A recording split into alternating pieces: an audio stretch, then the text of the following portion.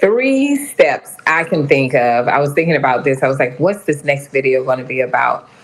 All this week I've been doing on love and self-love. I did do on racism as well, but I'm tying it into self-love and different things like that. And one of the things, how you can start loving your hair, these are some of the things that I talk about on my coaching calls, is how you can start loving your hair. And y'all know I always got a cute little video for you guys to watch as well. If you're one of those ones that's like, you're tired of the wigs and the weaves, and you just want to give your hair a rest, and you really are going through this evolution stage. Maybe you just hit the big 3-0 or the 4-0 or the 5-0, and you're like, you know what?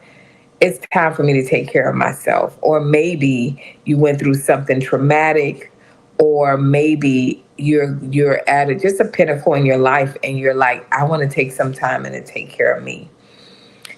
That is beautiful, and you know how I encourage that. And one of the things you can start with is your hair. There's nothing wrong with you wearing your lace systems or your wigs, weaves, quick weaves, whatever it is. But it is, you know what I always say, if you're wearing it 80% of the time, and 20% is normally when you're about to what? Flat iron your hair, you wear it out, you take the weave out, you wear it for a week, and then you go back to your extensions. That's where it becomes a problem, and it leads to all kind of issues: scalp disorders, breakage, hair loss, traction. What it has, okay? And so the reason why I'm doing this video, because I need you guys to understand some of the steps that can get you started, and then you'll start seeing the change. The first step is figuring out, where did it happen when you started wearing the wigs and the weaves more? What do you remember, whether it's in your childhood or at that very moment, that caused you to start wearing more wigs and weaves? I'm not talking to those of you that have medical issues or alopecia, not traction, but alopecia totalis. I understand that clearly, but this is to the woman that did not have any issues and started wearing these. Was it you were the little girl that didn't have long hair growing up, and they used to call you bald headed? Are you the one that none of the guys would date because you didn't have a lot of hair? Um, are you the girl that was rejected, and the guy that you basically probably had a crush on only like the Spanish girls or the girls with the long hair and light skin? I don't know. It could be a number of reasons. Mine, I'm gonna tell y'all, to be honest, mine was my mom. When I used to get my butt whooped, I had long hair, and she would grab it and be moving me around, and I was like, lady, I'm gonna cut this hair off so you will no longer be pulling on my hair when you wear me out, right? And it was other issues as well. But I never really got into hair extensions like that. I may add some pieces here and there, but for the most part, I actually love feeling free. And part of feeling free is not having anything added into my hair. I just feel like a me, right? So that is the first part. You got to find out where the trauma is, or where did you decide to neglect your hair. If you're one of those ones that put the wig on for weeks at a time, or lace wigs, or sewing for months at a time, that this question is for you. That's the first thing you have to ask yourself. Why did I decide to neglect myself? Because it manifested, and it manifested through your hair, but it didn't just start there. It started inwardly, and where did it start at? That's the first one. The second one is identifying your hair. What is it that your hair needs? What product does your hair love and that your hair does not like? Is your hair fine? Is it medium? Is it porous? Is it in the sunlight? Does it get lighter? Like simple things that you may not know about. Talking to your mom or someone in your family, or aunt, grandma, whoever that you have, and say, how was my hair when I was younger? Just learning about your hair, the do's and don'ts. And part of understanding about products, what you like and love, the only way you'll be able to do that if you start taking care of your hair. And even if you're one of those women, because I know a lot of women that don't like to touch their hair, you go to a hair salon where they do hair care and they know about your hair, and let them tell you about your hair. Let them do a consultation examination and tell you, based on this, and we'll give me a try. Give them at least 3 tries, and you see how your hair is reacting, and you're wearing your hair out.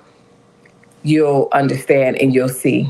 And I said 3 tries, but really you need a little bit longer, because when you take your hair out, I don't know if you guys ever pay attention, when you first take your hair out of braids or the sewing or whatnot, you'll wash your hair and you'll press it and you'll notice it'll go back into whatever stays, like, oh, it didn't last long. A lot of times it's because your hair has to be trained of not being braided down and covered up. Your hair doesn't see the sun, it doesn't see anything, for the most part, unless you get the U part or you leave some hair on the front or whatever the case may be. And that is something that you should do. Those one of the things. Those are the second thing. So the first thing was finding out what the trauma was. The second thing was learning the products, learning about your hair, what your hair like, what it does not take, what kind of texture hair you have. What is it, medium? Is it fine? Is it thick? Let the expert tell you that if you struggle in that. And then allowing your hair to breathe, leave it open, where you can learn about your hair and see how it manages. And you don't necessarily have to press your hair out. You can actually do bantu knots. You can do 2-strand twists and make it nice and cute. Braid it up in the front and out in the back. There's so many protective hairstyles. Hair weaves and extensions are not protective hairstyle. Wearing your own hair and without any heat or anything like that, that is actually a protective hairstyle. And last but definitely not the least is addressing the elephant in the room. And that is giving yourself, um, giving yourself, what is that? Grace. Understanding that you have been doing something for so many years, and it's going to take time for you to get to know yourself. And whether you realize it or not, in learning about your hair, you start learning about yourself, your behaviors, and why you're doing it. It makes you start paying attention and making you aware of why you are doing the things that you are doing and how they're manifesting through your body, whether it's your hair, not neglecting your hair and your clothes and things like that, whether it's your weight, neglecting your weight and just eating all times of the day. You could be an emotional eater. You can be like stress eater. Or you could be the opposite, where you don't eat at all and you lose a lot of weight. Those are many things that you start analyzing about yourself, and you get to learn about your hair. But the great part about figuring all of this out and starting today is, the great thing about it, everything, is that you get to give yourself self-love. And that is what it's all about. Learning about you, what you will accept, what you won't accept, the boundaries that you need to put into place, different things like that. And as you analyze what you like and what your hair doesn't like, believe it or not, you'll start analyzing other areas in your life and being like, you know what, I got to stop this and that. And that comes with discipline and being able to address the elephant in the room and say, I really don't like that. Why do I allow that? Or why do I deal with that? And that is addressing the elephant in the room. All right. And if you are one of those that are looking to restore your hair, change your hair up, start taking care of your hair, you don't want to just wear so much of the wigs and weaves. You have Coach Lee that is here to assist you in that. I'm going to add the link at the bottom. You can go ahead and book your appointment. And I'm going to leave you guys with this. It is time.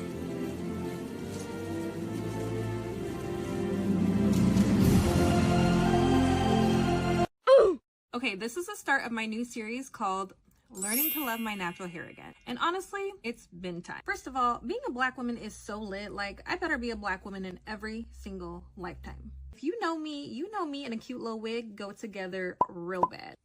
But honestly, constantly thinking about what hairstyle I'm wearing next, literally planning my life around my hair, girl, I'm tired. I also think it's important that I add that the relationship a lot of Black women have with their hair as it pertains to wigs in this country is so much deeper than just a trend. There were literal laws written to prevent Black people from wearing their hair natural as it grows out of their heads. And yeah, I'll never forgive y'all for that. I did have to admit to myself after a while, the wig stopped being a form of protective styling and just a way of me avoiding my natural hair altogether. I will say when my hair is natural, I feel the most pretty and the most like myself. I honestly feel like I look the most like my mom. Wait, am I gonna cry? Cut the cameras. So in this series, you'll see me trying new products, learning new styles, and actually learning how to take care of this beautiful horsey hair. Ugh, my arms are tired. So I am gonna start with getting a silk press so that I can get my hair cut and maybe having a cute little bob moment. But after that, the goal is to wear my hair curly in its natural state. So I did decide if I add any hair, it'll be adding clip-ins that match my natural hair texture. But as far as the wigs, honey, they are taking a break and I think my edges deserve that. So yeah, follow along as I learn to love my natural hair again.